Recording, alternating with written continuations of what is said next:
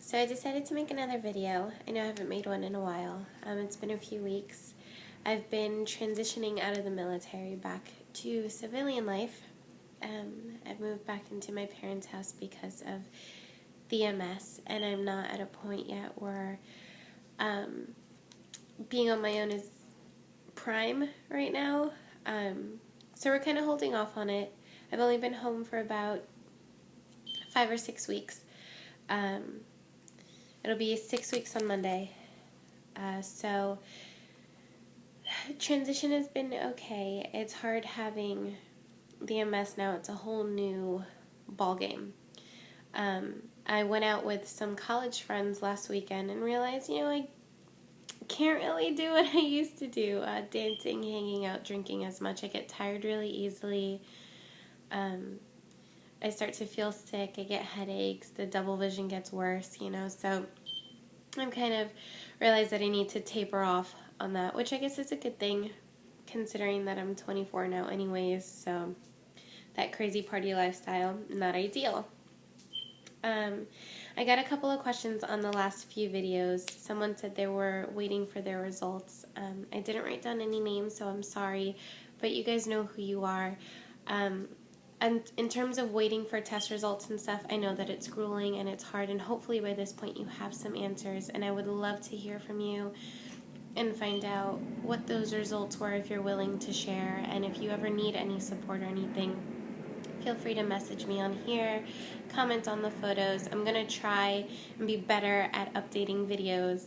Now that I'm home and I'm pretty much transitioned in and things are starting to fall into a specific routine, I'm thinking that that would be easier for me. I also got another comment from someone about the AFOs that I had on in one of my other videos when I was in the hospital. Now the AFOs I had to stop wearing, I was on them 24/7 as well. Like your child, I believe you said you had a son. The doctor had to stop that because I was starting to get like pressure sores, which are kind of like bed sores where you start to blister, and then over time with the pressure in certain areas, the blistering turns into an open wound, and then the open wound just festers and it gets worse and it opens you up for infection and things like that. So we had to nip the 24-hour wear. I would suggest that you talk to the doctor, let them know that he's complaining about it being uncomfortable, it being painful, and see if you could do it in increments. If you can take it off for half an hour, leave it on for 4 hours, take it off for another half an hour or 20 minutes, or even just for a little bit, just to give his legs a little bit of a break, and rest without them. I'm not sure the degree to what he needed them for, but that's how we started to taper me off of the AFOs consistently like that. We did incremental time, and then as I started to get better and I got more function of my legs, we were able to cut it down to just as needed wear as opposed to 24/7. I don't know if that's something that you might be able to suggest to the doctor. You'd have to ask. But that's how we did it, and it helped a lot. And, you'll be surprised, 15, 20 minutes, even half an hour doesn't seem like a long time. But when those things are hurting you, even 10 minutes alone makes a huge difference in pain and things like that. So please recommend it to your doctor. I mean, that's my recommendation for you. Don't ignore it, because pressure sores, bed sores, bruises, burning sensation, those are all things that I had before it went all the way to the pressure sores. I would get bruises, or it would just be a burning sensation and things like that. And so then it turned into a full-on bed sore. So please don't ignore it, because I know that can suck. So I'm still on the Avonex. I do Avonex injections every Thursday, and yesterday was Thursday, and I did my injection, and I have a little bit of a cold, if you can't tell. I have the sniffles, and my voice is a little bit shot, but I was getting better. And then with the Avonex injections, as everyone knows who has Avonex or has looked into interferon, you get flu-like symptoms, and boy did it aggravate my symptoms to the 10th degree. My hips, the bursa sacs in my hips swelled up. I couldn't bend. I almost felt like I did the day I got admitted to the hospital. when I was in Texas. It was awful. I was hysterically crying, but I was laughing because I didn't want my family to worry. And I felt ridiculous. You get to a point where you start to feel a little bit pathetic, if you will. At least for me personally, I'm very self-sufficient, I'd like to think, and I'm always someone who's like, I got it. And last night I actually had to ask for help. So my mom was sort of like, I don't know if I should be worried or if this is okay because you're laughing but you're hysterically crying. I'm so confused. I was like, me too. I just know that I'm in excruciating pain. I started running a fever, which was great. Everybody loves those. It was a rough night. I woke up feeling a little bit better, but as I've been trying to move around from the bed to the couch and then being pretty stationary, it's starting to feel better. But as we all know, morning and nights are the worst, so hopefully tonight there isn't like a quick decline, but I will let you guys know next week. Aside from that, nothing has really changed. I have a neurology appointment on Monday, which, depending on what they say there, I will update you guys. They keep talking about switching my treatment plan for the MS and taking me off the Avonex and putting me on Rebif, which is very similar to Avonex. It's also interferon, but as opposed to once a week, it's 3 times a week. And it's a higher dosage of medication. The injections are also different. The interferon is an IM injection, which I have to give in my thighs. The Rebif is a subcutaneous one, which should be better. But again, it's 3 times a week. And then that can go between 6 or 8 different locations I can give that injection, which is kind of nice. I'm not bouncing back and forth between 2 of the same spots every other week. But we'll see. I find out for sure on Monday, and I will let you guys know how that goes.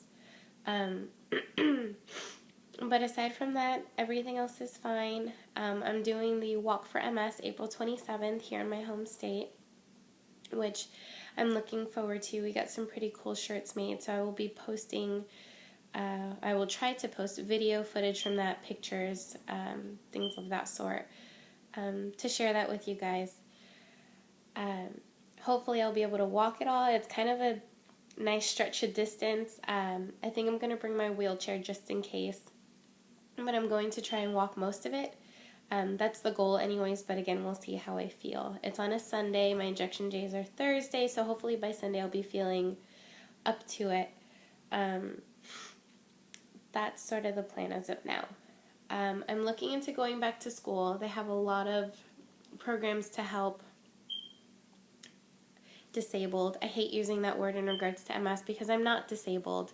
I'm sick. I do have this disease, but as much as it frustrates people with MS, I don't look sick. I don't want to be treated as if I'm any different from the next person. I just need a little bit of patience, Sometimes I get a little bit tired and you need to kind of take it back for a second. But again, these are all different battles that everyone has to have with having MS and people trying to understand. Not to get on a soapbox, but I just need to vent and get this out and see if anyone else feels the same way. I hate when, someone goes, oh, what happened that you're no longer in the military and you're retired, you're so young. And I'm just like, I got diagnosed with multiple sclerosis, it is complicated, it's hard to explain, and I get the, oh, I'm so sorry. Sorry for what? I mean, yes, again, I know that this sucks, but don't apologize. It makes me feel like I should be feeling worse or should be a lot more sick or something to that degree when people say, I'm so sorry. Like I'm telling them I have a death sentence or something. Like, my life is hard. Things are going to be more complicated than they used to be. But by no means, do I need someone to feel sorry for me. Help me, yes, please. If I need it, I will ask you. But don't feel sorry for me. Again, this is me being that self-sufficient, very independent, headstrong kind of person. But it gets to me just a little bit. They just look at you and they feel so bad. Like, you're so pathetic and so sad. And it's just like, really? I'm fine. I struggle. Yes, I have a wheelchair. Yes, I own a walker. And when I'm in public, every now and again, I need a cane. And I have some devices on my feet. And again, I have to do things a little bit differently than I used to, a little bit differently than the next person. But by no means does that mean that I can't get it done. But anyways, let me step off my soapbox now. But that's an update. I know it's not very much for not having said anything in a few weeks, but again, most of it has been me transitioning back to coming home, moving in, doing laundry, packing certain things, unpacking other things, donating things I don't use anymore, preparing for the MS walk, catching up with doctors here in my home state as opposed to where I was stationed in Texas, trying to keep that line of communication open between the two groups of doctors so that there's no lapse in treatment. But again, I'm back on it. I'm home. Things are a lot smoother now. I'm in a daily routine. So hopefully I'll be able to upload a video next week. Again, if you guys have any questions, don't hesitate to ask. I want to be open and honest. And this is, for me, to get everything out, but this is also for people out there, because I didn't see a lot of videos about people doing MS blogs that were recent, or someone who was my age, 24, or someone who was newly diagnosed. You know, these are all, and hopefully that changes.